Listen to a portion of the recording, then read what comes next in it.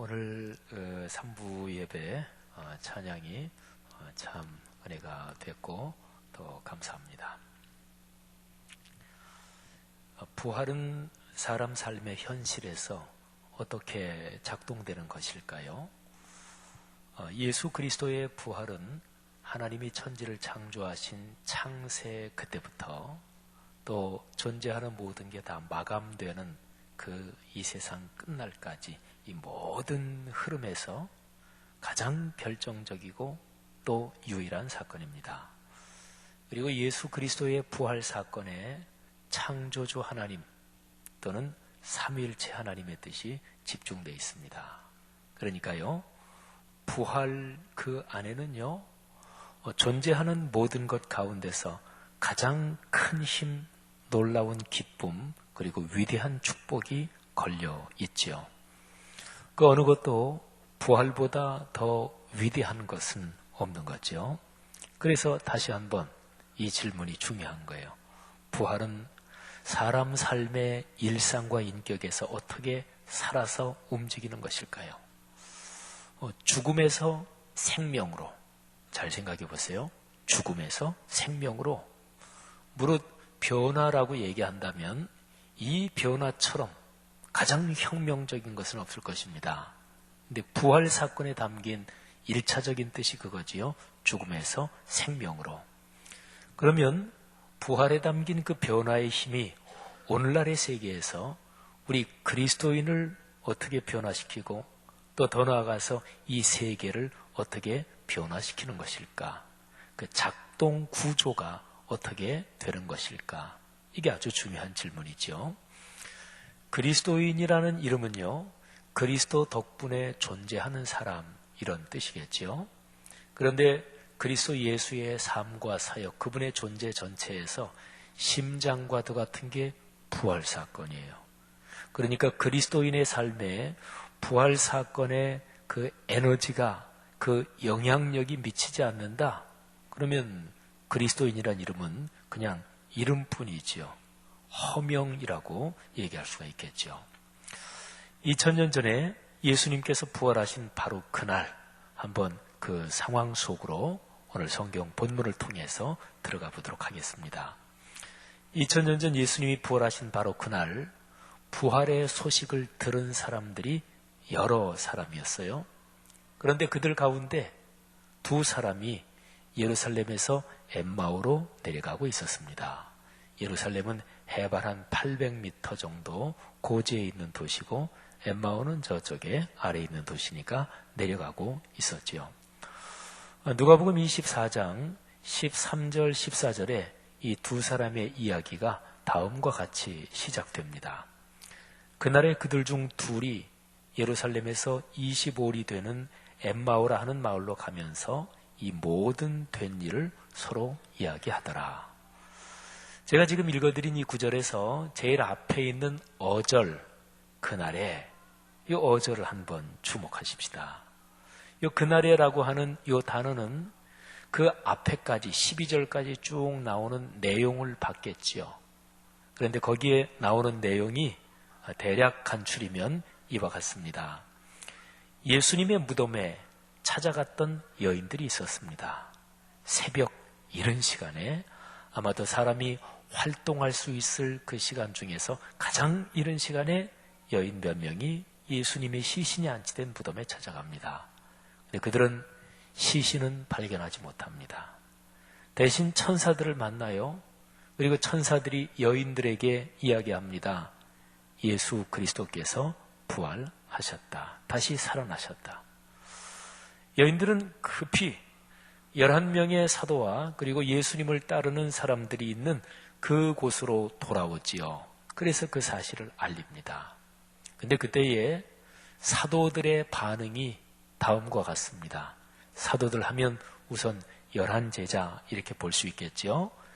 그 11제자의 반응이 24장 11절 12절 거기에 이렇게 기록이 되어 있어요.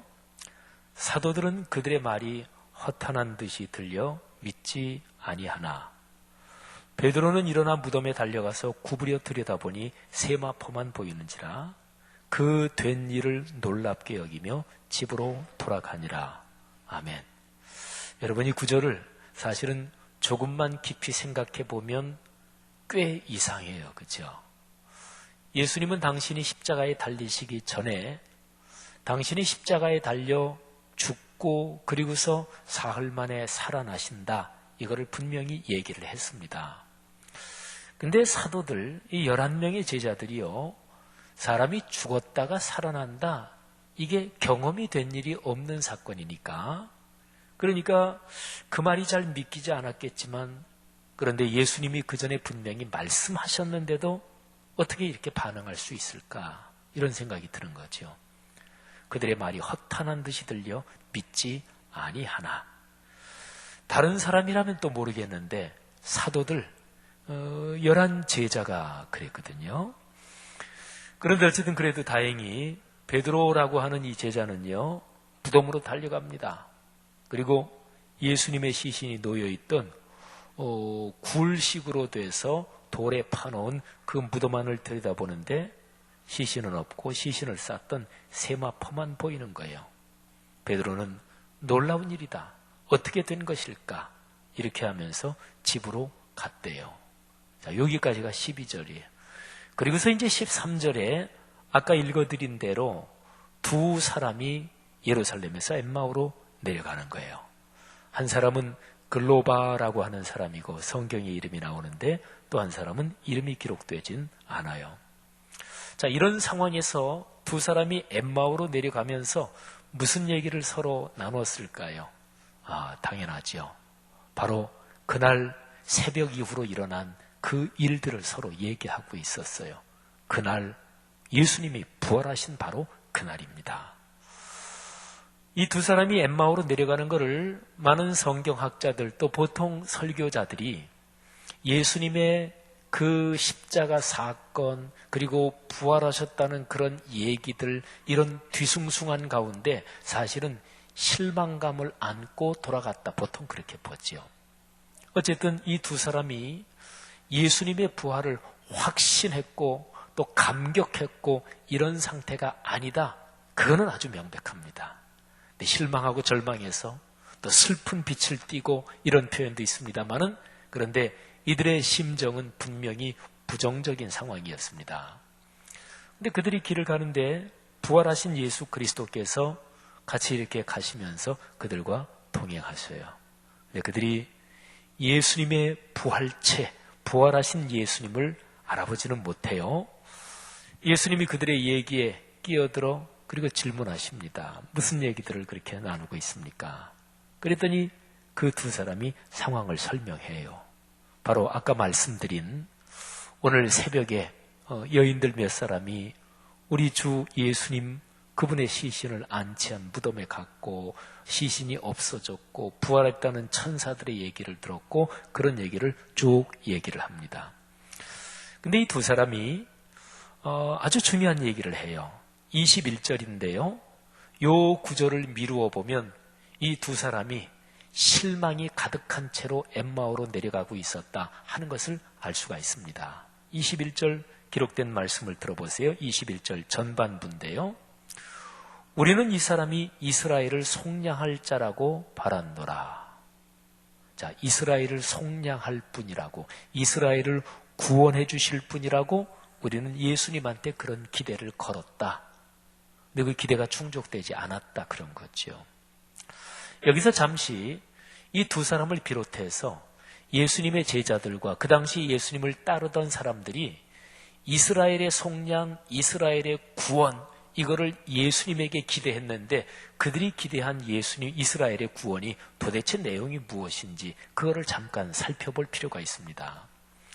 자, 그들이 바랐던 것은요, 이스라엘 할 때 글자 그대로 혈통적인 이스라엘 민족을 생각을 했어요.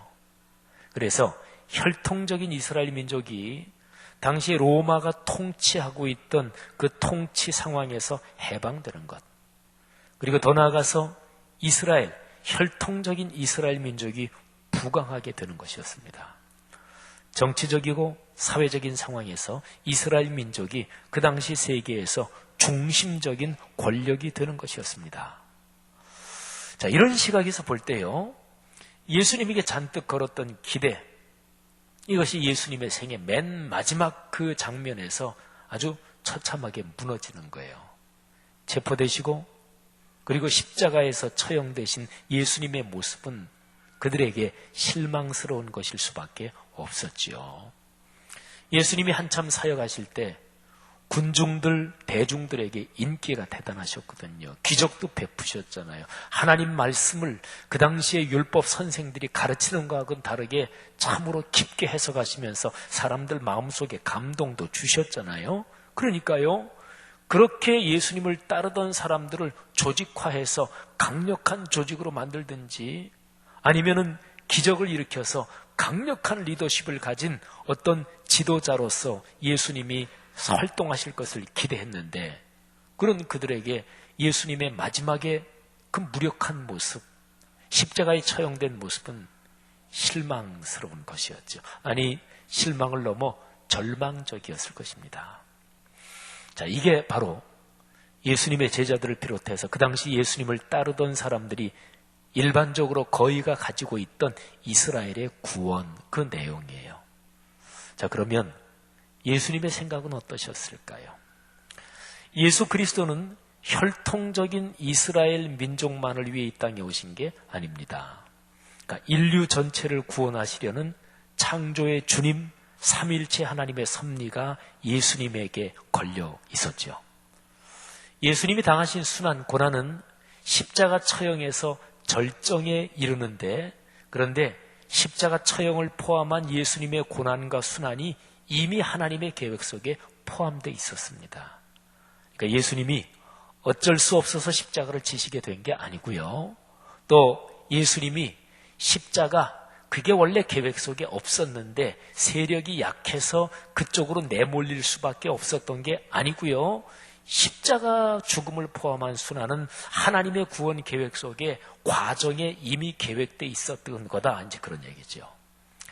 죽음의 자리 깊은 곳에까지 내려가셨다가 끝내 죽음의 권세를 꺾으시고 부활하는 것이 중요했습니다.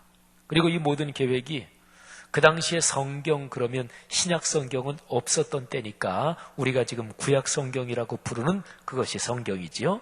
바로 이런 모든 계획이 성경 말씀에 이미 기록이 되어 있다, 그런 거죠.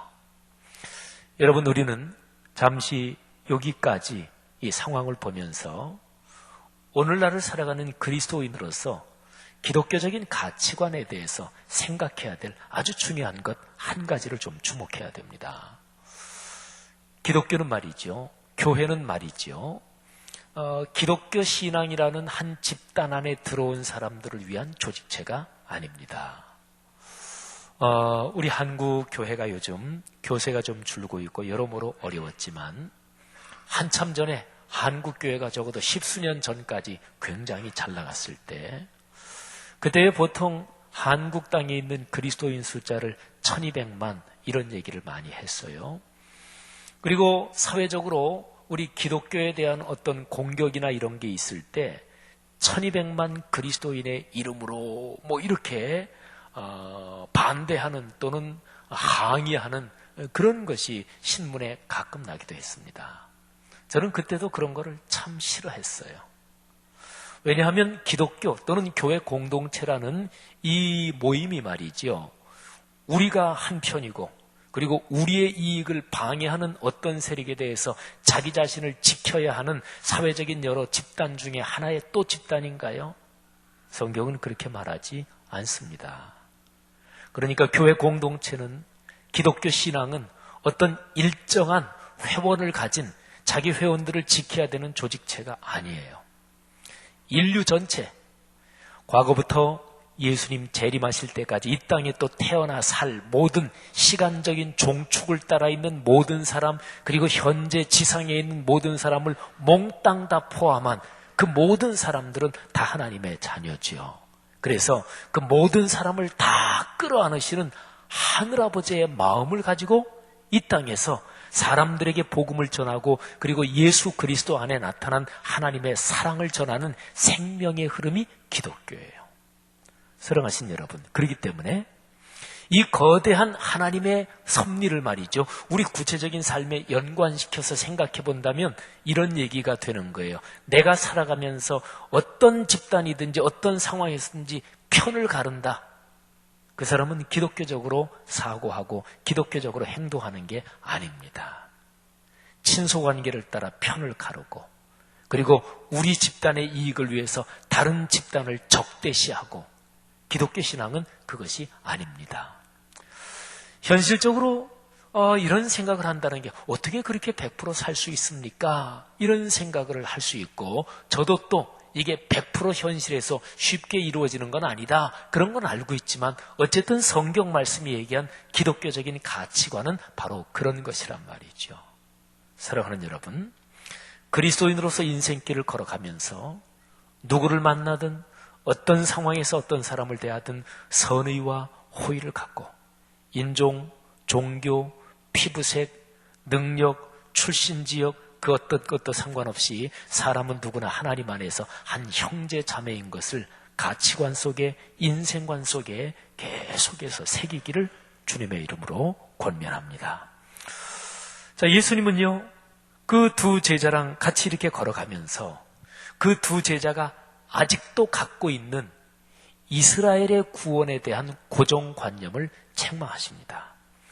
자, 오늘 봉독하는 누가복음 24장 25절 26절에 예수님의 책망조의 말씀이 기록이 되어 있어요. 한번 들어보세요. 이르시되 미련하고 선지자들이 말한 모든 것을 마음에 더디 믿는 자들이여 그리스도가 이런 고난을 받고 자기의 영광에 들어가야 할 것이 아니냐 하시고, 근데 이 표현에서 중요한 게 그리스도가 고난을 받고 자기 영광에 들어가야 할 것이 아니냐, 마땅히 그렇게 돼야 될 것이 아니냐, 이 표현이 중요한데 요거는 성경 말씀에 이미 그렇게 기록되어 있지 않느냐, 그거를 왜 모르느냐, 말하자면 이런 뉘앙스를 담고 있는 거예요. 예수님은 이 말씀을 하시고 나서 이제 두 사람에게 성경을 풀어서 설명하기 시작해요. 자, 그 바로 다음 절 이어지는 27절이 오늘 전체 메시지에서 핵심적인 구절인데 또 한번 들어보세요.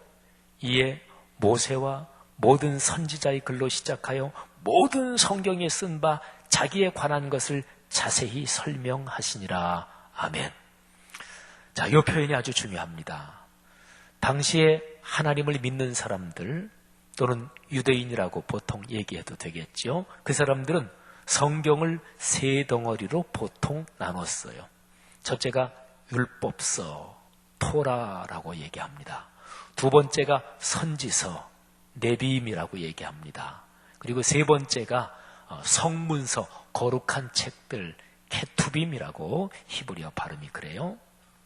그런데 율법서는 모세오경이라고도 부르는데 우리가 오늘날 가진 성경 구약에서 창세기부터 순서대로 5권의 책을 가리킵니다. 창세기, 출애굽기, 레위기, 민수기, 신명기. 유대인들은 이 5권의 책이 가장 순수한 말씀이라고 생각을 했어요. 그 다음으로 비중을 가진 것이 선지서. 이거는 글자 그대로 선지자, 예언자들이 활동, 또 그들이 받은 말씀을 기록해 놓은 책들인데 이사야서, 예레미야서 이런 책들입니다. 그 다음에 세 번째 거룩한 책들이라고 불리는 성문서는 시편이 대표 선수예요. 시편, 잠언 비롯한 그런 나머지 책들을 가리킵니다. 그런데 오늘 27절에 보면 예수님이 모세와 모든 선지자의 글로 시작하여 모든 성경, 이 표현에 그 세 개의 구분이 담겨 있어요. 모세, 요거는 율법서 모세오경을 말하고요. 선지자의 글, 선지서, 그리고 모든 성경, 그거는 그 안에 성문서까지 포함해서 앞에 두 덩어리까지 끌어안고 모든 성경을 이렇게 말하지요. 오늘 이 말씀을 조금 더 읽어 내려가다 보면 이제 두 제자가 자기들과 같이 동행하시는 분이 예수님이라는 것을 알아차려요. 가다가 날이 저물어서 그래서 어느 주막에 들어가서 식사를 하는데 예수님이 떡을 떼어주니까 그때 갑자기 예수님인 걸 알아봐요. 근데 그 순간에 예수님은 홀연히 사라지죠. 실망하는 마음을 갖고 엠마오로 내려가던 두 제자는 날이 이미 저물었는데 즉시로 예루살렘으로 다시 돌아옵니다. 11 제자와 그리고 다른 사람들이 있는 장소에 도착해 보니까 그들 가운데서도 예수님이 또 누구에게 나타나셨다, 베드로에게 나타나셨다, 이런 얘기들을 하고 있었고, 그래서 두 제자도 엠마오로 내려가는 중에 부활하신 주님을 우리가 만났다, 이 얘기를 하는 거예요. 근데 그 자리에 예수님이 또 갑자기 나타나십니다. 나타나셔서 예수님께서 그 자리에서 또 성경에서 예수 그리스도 자신에 대해서 기록된 말씀을 쭉 얘기를 해주셔요. 그래서 44절에 보면 이 성경 전체에 기록된 그거를 풀어서 얘기해 주시는데, 아까 얘기한 세 구분이 여기는 좀 더 정확하게 나옵니다. 44절을 제가 읽습니다. 또 이르시되 내가 너희와 함께 있을 때에 너희에게 말한 바 곧 모세의 율법과, 첫 번째 부분이에요. 두 번째 선지자의 글과, 세 번째 시편에, 시편은 성문서를 대표적으로 얘기할 때는 그냥 시편 이런 말로도 얘기했어요. 모세율법과 선지자의 글과 시편에 나를 가리켜 기록된 모든 것이 이루어져야 하리라, 그렇게 내가 말했는데 그게 바로 이것이다. 여러분, 예수님은요 부활하시고 난 다음에 바로 하늘로 승천하신 게 아니고 40일을 지상에 더 계셨습니다. 예수님이 40일 동안 무슨 일을 하셨나요? 우선은 이 사람 저 사람에게 나타나셔요. 그래서 당신이 부활하셨다는 것을 알리시고요. 그리고 예수님이 십자가에 달리시기 전까지 3년여 기간 동안 쭉 가르치신, 사역하신 모든 메시지 중에서 제일 핵심을 다시 한번 강조하며 요약하시고 말하자면 정리하십니다. 그리고 거룩한 영이 너희에게 와서 너희가 하늘의 능력을 덧입을 텐데 그때까지 기다려라, 이렇게 말씀하십니다. 그런데요, 40일 동안 지상에 더 계신 모든 활동에 궁극적인 목표, 목적이 있습니다. 제자들 속에서 또는 예수님을 따르는 사람들 속에서 부활에 대한 신앙, 부활에 대한 그 확신, 이거를 불러일으키시려고 하는 거예요. 자, 그러면 여기서 하나 우리가 질문을 던져야 됩니다. 사람들 속에서 부활에 대한 신앙이 불타오르고 그리고 깨어나고 불러일으키기 위해서 어떤 방법이 제일 효과적일까 한번 생각을 해보십시오. 얼른 이런 생각을 할 수 있어요. 예수님이 지금 부활하셨잖아요. 또 부활체, 부활의 몸을 가지고 계셨죠. 부활의 몸이 어떤 것이냐?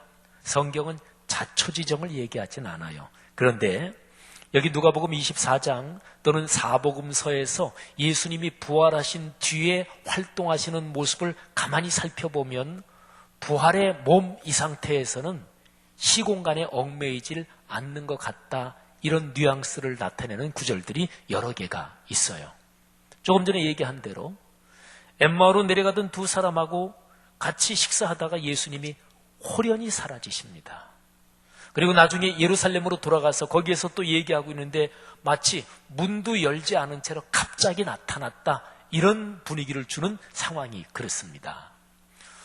예수님은 십자가에 달리시기 전까지는 여러분과 저하고 우리 사람과 똑같은 신체, 육체성 안에 계셨죠. 근데 부활하신 뒤에는 그것도 몸이라고 성경은 표현해요. 그런데 십자가에 달리시기 전에 가졌던 그 신체성 몸하고는 달라요. 그래서 그거를 부활체 또는 부활의 몸이라 그래요. 자, 그러면 생각해 보세요. 사람들 마음속에, 사람들 속에 부활신앙을 일깨우기 위해서 제일 효과적인 방법은 조금만 생각해 보면 부활의 몸을 가지신 그 참으로 놀라운 그 상황에서 사람들에게 계속 나타나시면 되잖아요. 그리고 특별히 빌라도에게 한번 나타나시고 대제사장하고 그리고 바리새인들에게, 예수님을 십자가에 못 박은 사람들에게 예수님이 나타나시고, 그러면 부활하셨구나, 이게 가장 효과적으로 증거되고 드러날 거 아니겠어요, 그죠? 그 다음에 또 하나, 이것도 부활체하고 연관된 것이기도 한데, 예수님은 우리와 똑같은 신체성 안에 계실 때도 기적을 많이 베푸셨어요. 그러면 부활의 몸을 가지고 계신 상태에서는 예수님이 기적을 훨씬 더 놀라운 형태로 여러 가지로 베푸실 거 아니겠어요? 그러면 기적을 베풀 때 그것만큼 사람들의 관심을 끌고 그것만큼 사람들을 끌어모을 수 있는 효과적인 방법이 또 어디 있겠어요? 그런데요, 예수님은 그런 방법을 사용하지 않으십니다. 사람들에게 나타나긴 하셨어요. 그렇지만 예수님이 선택하신 방법을 보세요. 엠마오로 내려가는 두 제자, 실망하고 절망해서 사명의 장소 예루살렘에서 엠마오로 내려가는 두 제자의 방향을 다시 유턴시켜가지고 예루살렘 사명의 장소로 올라오게 하신 예수님의 방법이 무엇이요? 기록된 성경을 풀어서 설명하신 거예요. 예루살렘에 있는 제자들에게 나타나셔서 예수님이 거기서 또 사용하신 방법이 뭐지요? 모세율법, 선지자의 글, 그리고 시편을 비롯한 모든 성경에 이 메시아 예수 그리스도에 대해서 기록된 예언의 말씀, 그거를 설명하는 것이었습니다. 자, 예수님의 방법이에요. 부활신앙이 어떻게 작동해요? 부활신앙에 담긴 그 위대한 능력과 그리고 강력한 에너지가 어떻게 살아 움직이나요? 예수님의 방법은 기록된 성경 말씀에서 출발하셨어요. 신약 성경이 쓰인 언어가 헬라어지요. 근데 헬라어에 하나님의 말씀 또는 성경, 이거를 표현하는 단어가 몇 가지가 돼요. 가장 대표적으로는 로고스라는 단어예요. 그 다음에 레마라는 단어도 있어요. 그런데 또 다른 단어가 있는데 지금 누가복음 24장에 쓰인 단어예요. 그라페라는 단어예요. 그라페, 기록하다, 그런 뜻이죠. 그라페라고 하면 그건 명사형인데요. 오늘 누가복음 24장 27절, 32절, 45절에 그라페라는 단어가 나옵니다. 27절에는 모세와 모든 선지자의 글로 시작하여 모든 성경에 쓴 바 자기에 관한 것을 자세히 설명하시니라. 근데 여기에서 모든 성경에 쓴 바, 요 표현이 그라페라는 명사형을 조금 풀어서 설명한 거예요. 그러니까 성경에 기록된 내용이다, 써진 내용이다, 이 기록이라는 것을 강조하느라고 그라페, 그냥 명사형인데 요거를 조금 풀어서 쓴 거예요. 모든 성경에 쓴 바. 32절, 두 제자가 예수님이 홀연히 사라진 다음에 서로가 얘기하는 거예요. 그들이 서로 말하되 길에서 우리에게 말씀하시고 우리에게 성경을 풀어주실 때 우리 속에서 마음이 뜨겁지 아니하더냐? 이 구절에서 성경, 여기 헬라어로 그라페. 45절 말씀에 예수님이 이제 제자들이 다 모인 예루살렘에 나타나셨을 때 이렇게 기록이 되어 있어요. 이에 그들의 마음을 열어 성경을 깨닫게 하시고, 여기 성경이라고 쓴 단어가 그라페. 누가복음 24장에는요, 명사형 그라페 말고 동사형 기록하다, 그라포, 이 단어도 또 나와요. 두 번이 나오는데요, 44절에서 나를 가리켜 기록된 모든 것, 47절에서 모든 족속에게 이 복음이 전파될 것이 기록되었으니, 둘 다 수동태인데요, 기록되었다. 그러니까 이미 기록된 말씀이 성경에 존재한다, 뭐 이런 얘기지요. 자, 잘 들으십시오. 이제 중요한 얘기입니다. 사람이 말로 하면 잊어버릴 수도 있잖아요. 또 의도적으로 왜곡할 수도 있잖아요. 나중에 문제가 돼서 무슨 말을 했다, 이런 게 만일에 사실 파악을 위해서 시비가 붙으면 알면서도 불어 의도적으로 나 그런 말 한 적 없다, 나 생각나지 않는다, 나 모른다, 또는 그런 표현을 하기는 했는데 진의가 그게 아니다, 의미가 왜곡됐다, 뭐 별별 방법으로 다 비틀고 왜곡될 수 있고 그러잖아요. 우리가 사는 세상에서 경험하는 거잖아요. 또는 정치권 현장에서 많이 이렇게 보는 거잖아요. 그런데요, 하나님의 거룩한 말씀은 글로 기록되었습니다. 그래서 명백하고 바꿀 수 없고, 그래서 권위를 갖습니다. 하나님께서는 당신의 거룩한 말씀 전체에서요, 구약 성경에 보면 10계명은 하나님의 손가락으로 친히 써주셨다고 막 기록하고 있습니다. 그리고 그 외의 말씀은 하나님이 모세에게 또는 다른 사람에게 얘기해 주신 거를 그들이 다 받아서 썼겠지요.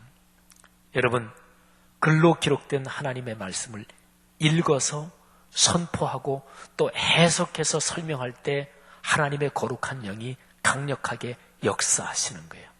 아까 읽어드린 9절에 27절에 보니까 예수님께서 성경에 쓴 바 자기에 관한 모든 것을 자세히 설명하시니라. 근데 설명한다는 게 해석해서 가르쳐서 깨닫게 한다는 거예요. 예수님이 호련히 사라지시고 난 다음에 두 제자가 하는 말이 뭐였지요? 우리에게 기록된 성경을 풀어주실 때 우리 속에서 마음이 뜨겁지 아니하더냐. 성경을 풀어준다. 이거는 닫힌 거를 열어준다는 거예요. 그러니까 기록된 하나님의 말씀을 열어줄 때 그들의 마음이 뜨거워졌어요. 그들이 말씀을 깨달았고 말씀이 그들 안에서 살아 움직이기 시작한 거예요.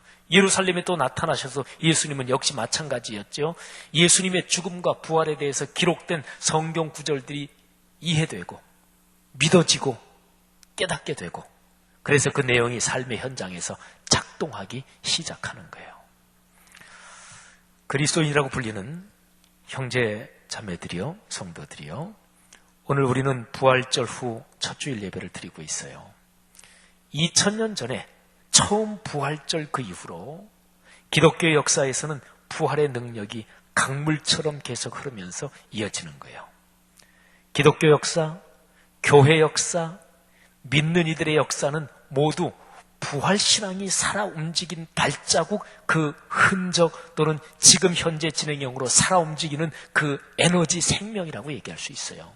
그러니까요, 그 부활의 신앙이 어떻게 도대체 작동하고 살아 움직이느냐, 이 질문은 기독교 신앙에서 심장과도 같은 질문이지요. 그런데 예수님의 방법이 뭐라고요? 기록된 말씀, 아주 더 구체적으로 표현하면 성경책에서부터 시작된다. 이게 예수님의 방법이었어요. 사람에 따라서 자기가 신앙적으로 체험한 강력한 체험이 있을 수가 있습니다. 어떤 사람은 꽤 심각한 병 또는 죽을 수밖에 없는 병에서 하나님의 기적적인 은혜로 치유받은 경험이 있을 수도 있고, 어떤 사람은 강력한 어떤 꿈을 통해서 진짜로 평생 잊을 수 없는 어떤 것을 체험했을 수도 있고, 또 삶에서 진짜로 하나님의 손길로 인한 기적이라고밖에 설명할 수 없는 어떤 일을 체험할 수도 있어요. 그런데 이런 모든 것은 기독교 신앙이 작동해서 움직이는 제일 토대는 아니에요. 토대는 무엇입니까? 예수님께서 사용하신 방법이에요. 예수님께서 기록된, 오늘날로 말하면 구약 성경이라고 하는, 그 당시로 말하면 그냥 성경이죠. 그 기록된 성경 말씀, 그거를 풀어주시기 시작하셨어요. 예수님의 방법입니다. 저는 설교하면서 성경 구절을 정확하게 인용을 많이 해요. 저뿐 아니라 많은 설교자들이 그렇게 해요. 한 구절을 인용해서 읽을 때 그 한 절을 전부 다 읽지 않고 그 구절의 앞쪽 부분이나 뒤쪽 부분만 읽을 때는 몇 절 전반 또는 후반부, 이렇게도 명시적으로 얘기하기도 합니다. 또 많은 설교자가 그렇게 해요. 또 필요할 때는 성경 원어의 뜻을 설명하기도 해요. 오늘 조금 전에 아까 그라페라는 기록된 말씀, 이 단어의 뜻을 설명했잖아요. 근데 제가 이렇게 하는 까닭이 있어요. 많은 목회자들이 그렇게 하지만 저는 이게 중요하다, 의식적으로 생각합니다. 왜냐하면 설교 강단에서 선포되는 메시지가 그저 설교하는 사람의 신변 잡담이나 회중의 감정을 선동하기 위한 것이 아니다, 이거를 명백히 하려는 거예요. 한국교회 강단은 상당한 정도로 영적 권위를 잃어버렸습니다. 그리스도인들이, 회중이 의식적으로 또는 무의식 가운데 자기도 모르게 설교의 메시지를 잘 듣지 않습니다. 진지하게 무겁게 듣지 않는 경우가 많습니다. 자기 마음에 들지 않는 어떤 설교 내용이면 속으로 이렇게 생각합니다. 그 구절이야, 해석하기에 따라 다를 수도 있지. 얼른 쉽게 내 귀에 즐겁고 내 마음에 드는 설교를 좋아해요. 또 신앙생활을 어느 정도 이렇게 하다 보면 자기 나름의 신앙 스타일이 생겨요. 근데 자기 신앙 스타일에 맞는 설교를 선호하고 그렇지 않은 메시지에 대해서는 마음을 열지 않습니다. 한국교회 강단 또는 한국교회 예배가 이런 오류에 빠지게 된 것은 1차적으로는 설교자들, 목회자들에게 책임이 있습니다. 기록된 성경 본문에 명백하게 뿌리를 내리고 기록된 본문을 해석하여 설명하는데 초점을 두지 않아서 그렇습니다. 설교는요, 회중의 그리스도인들의 선하고 아름다운 감정을 북돋아 주는 거예요. 그래서 삶으로 변해서 헌신하게 만드는 거예요. 성도의 삶이 변해서 더 나아가서 사회적인 모든 활동에서 그리스도인답게 살게 하는 거예요. 말하자면 부활신앙에 담긴 위대한 능력과 용기와 창의적 지혜, 모든 아름다운 것들이 그리스도인의 삶의 현장에서 작동하고 움직이게 하는 거지요. 그런데 어떻게 그렇게 작동하기 시작하나요? 그 구조가 어떻게 되나요? 메커니즘이 어떻게 되나요? 제일 처음 출발점이 어디예요? 오늘 누가복음 24장은 명백하게 말씀하고 있지요. 예수님의 방법이에요.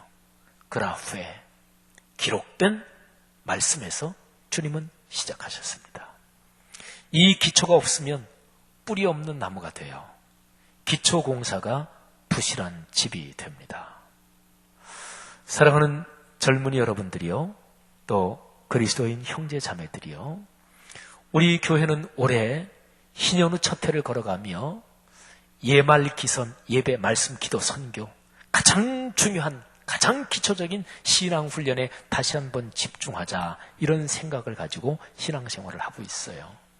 우리 청년 공동체에서는 다시 말씀으로, 다시 묵상으로 하면서 신앙생활을 하고 있죠. 올해 우리 교회 전체적으로 성경 창세기부터 요한계시록까지 모든 성도가 될 수 있으면 많은 성도가 꼭 한번 읽읍시다, 이거를 강조하고 있어요. 매월 첫 주 주보의 그 전달에 우리 1년에 한 번 읽는 성경 진도대로 읽은 사람 명단이 주보에 나갑니다. 지난주 주보에도 3월 달에 진도대로 일독한 사람들이 쭉 명단도 나갔어요. 총 다 해서 1000명이 조금 넘습니다. 우리 교회 재적 인원으로 보면 한 7천 몇백여 명 성도가 되시고, 그런데 주일에 꼬박꼬박 예배 나오시는 분들 그 숫자는 어른들만 2,300에서 2,500명 왔다 갔다 합니다. 근데 주일 예배 나오는 분들 중에서도 절반 조금 안 되는 숫자가 성경을 통독하고 있는 거지요. 그리고 보면 여기도 우리 1년 성경 통독, 거기 아직 참여하지 못하고 있는 사람들이 여기도 있을 거예요. 그런데 여러분, 성경책을 펼쳐서 읽는 게 중요해요. 사람 누구나 다 가지는 관심사는 내 건강이고 경제적인 문제고, 결혼해서 자녀를 두고 있는 사람들은 내 자녀들이 잘 되는 것이요, 또 젊은이들로 말하면 취업과 결혼과 또는 참 좋은 배우자를 만나는 것과 내 인생 앞길이 성공적으로 펼쳐지는 것과, 이런 게 사람 누구나 가지고 있는 기본적인 관심사가 있잖아요. 성경은 그런 것과 연관해서 하나님의 축복이 있다고 말해요. 그런데 그런 것을, 그런 축복을 누리기를 원하는데 성경적인 방법은 따르지 않으면서 나는 그런 걸 원한다, 그걸 가리켜서 기복적인 신앙이라고 그래요. 그걸 가리켜서 심해지면 이게 미신적인 신앙도 되는 거예요. 다시 한번 오늘 누가복음 24장의 맥락에서 여기에 뿌리를 두고 이렇게 말씀할 수가 있어요. 여러분, 예수님이 선택하신 방법은 기록된 66권 성경책 그라프에 여기에서 시작하셨어요. 뭐가? 부활신앙이 살아 작동하는 첫걸음이. 부활신앙 안에는 모든 기독교적인 모든 아름다운 에너지와 축복이 다 담겨 있으니까 젊은이들의 관심사나 나이 든 사람들의 관심사나 그게 다 여기에 포함되어 있단 말이에요. 그러면 논리적으로 너무나 명백하잖아요. 사랑하는 여러분, 성경에서 하나님이 약속해 주신 그 아름다운 인생이 여러분의 인생이 되고 여러분이 그 가운데 주인공이 되기를 원하십니까? 제일 단순한 거 하나만 얘기하면 아주 좋습니다. 성경책을 읽어야 돼요. 성경 지식이 기본적으로 우리의 삶 속에 아름답게 쌓여야 돼요. 거기서부터 출발하는 거예요.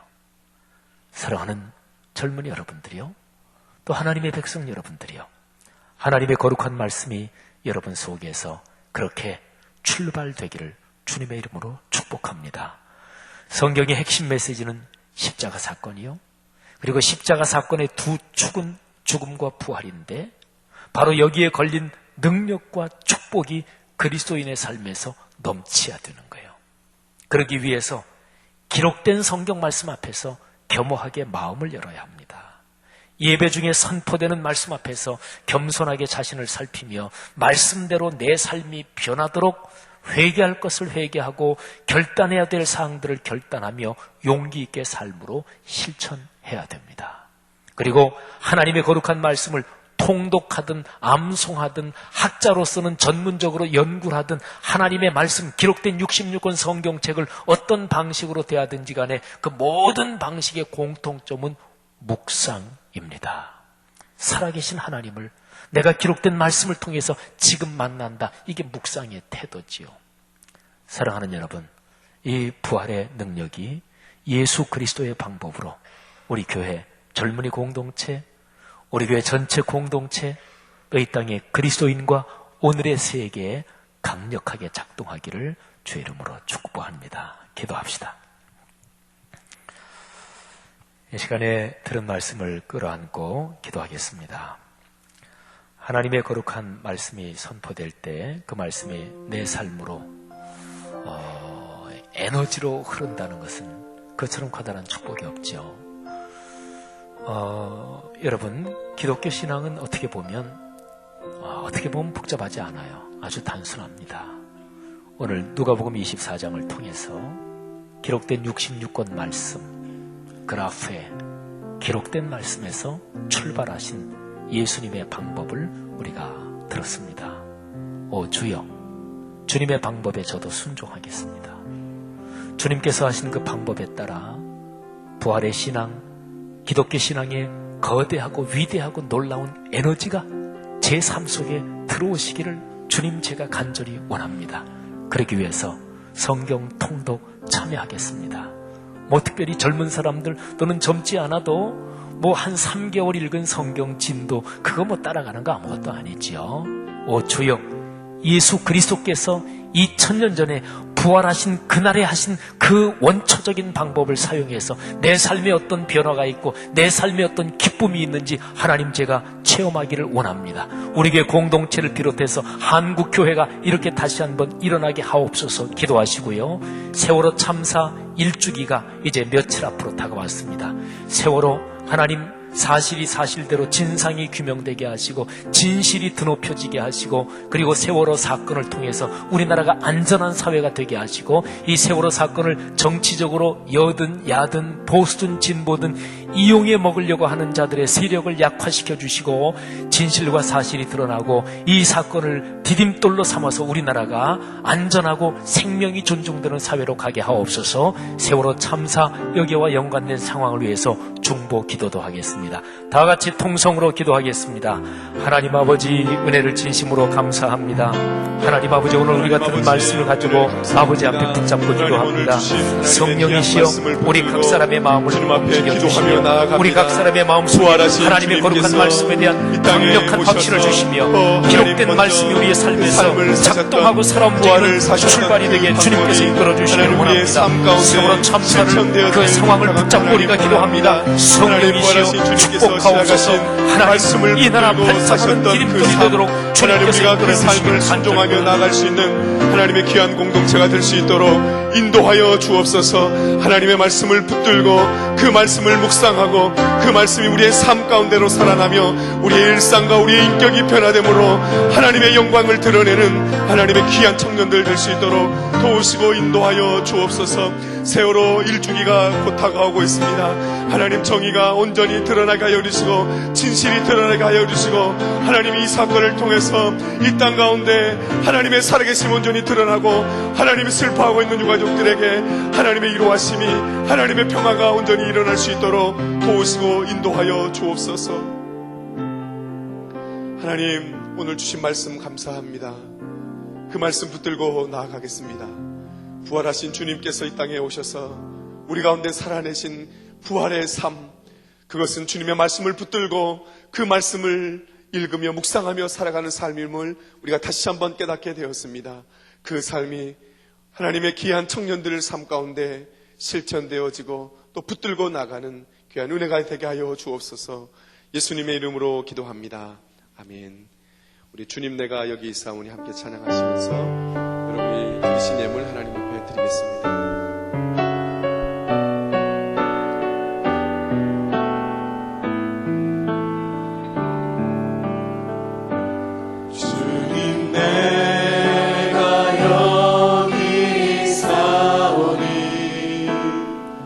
나를 보내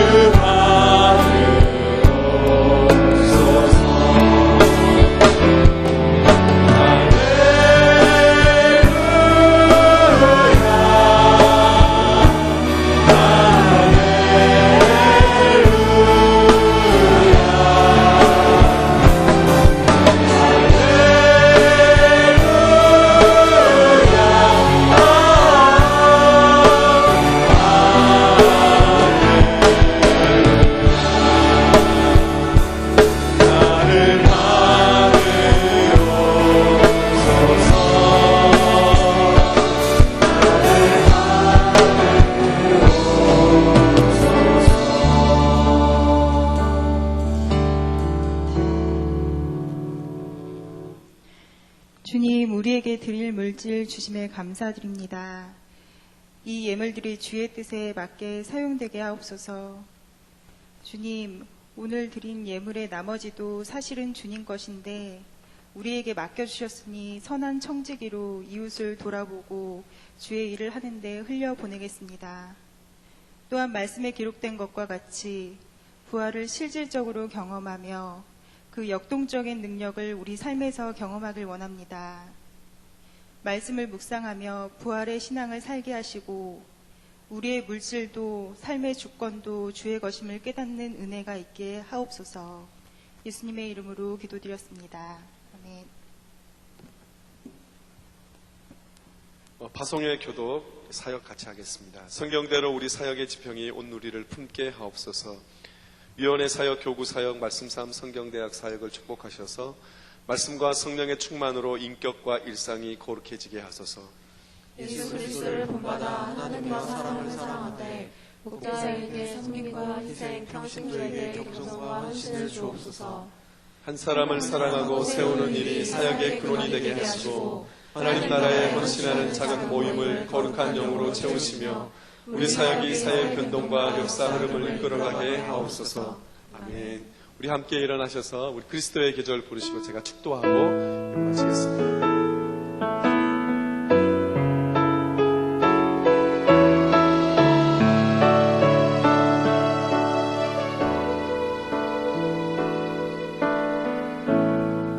민족의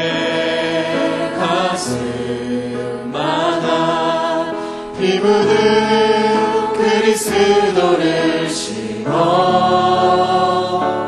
이 땅에 부르고 부른 그리스도의 계절이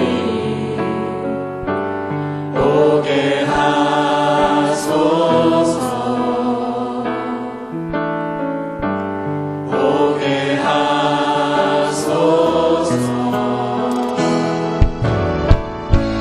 이 땅에 하나님의 나라가 이루어지게 하옵소서.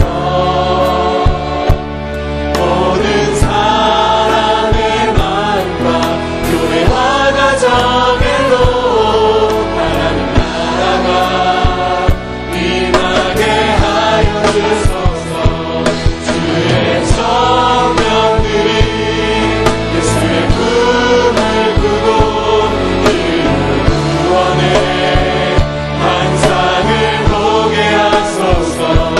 한 손에 복음 들고 한 손에 사랑을 들고 온 땅 구석구석 누비는 나라 되게 하소서. 주의 청년들이 예수의 꿈을 꾸고 이루는 구원의 환상을 보게 하소서.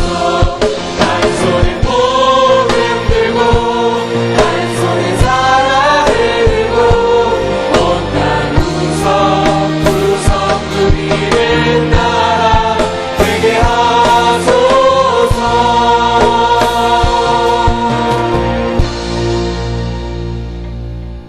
이제는 예수 그리스도의 은혜와 하늘 아버지의 크신 사랑하심과 성령님께서 함께하시고 위로하시고 격려하심이 땅에 부활하셔서 또 이 땅의 부활의 삶을 우리에게 보여주신 그 예수 그리스도의 놀라우신 은혜가 오늘 주의 말씀을 듣고 부활하신 주님처럼 그렇게 살아가기로 다짐하는 한 분 한 분 모든 지체들과 성도들 위해 지금부터 영원토록 함께 하옵시기를 간절히 축원하옵나이다.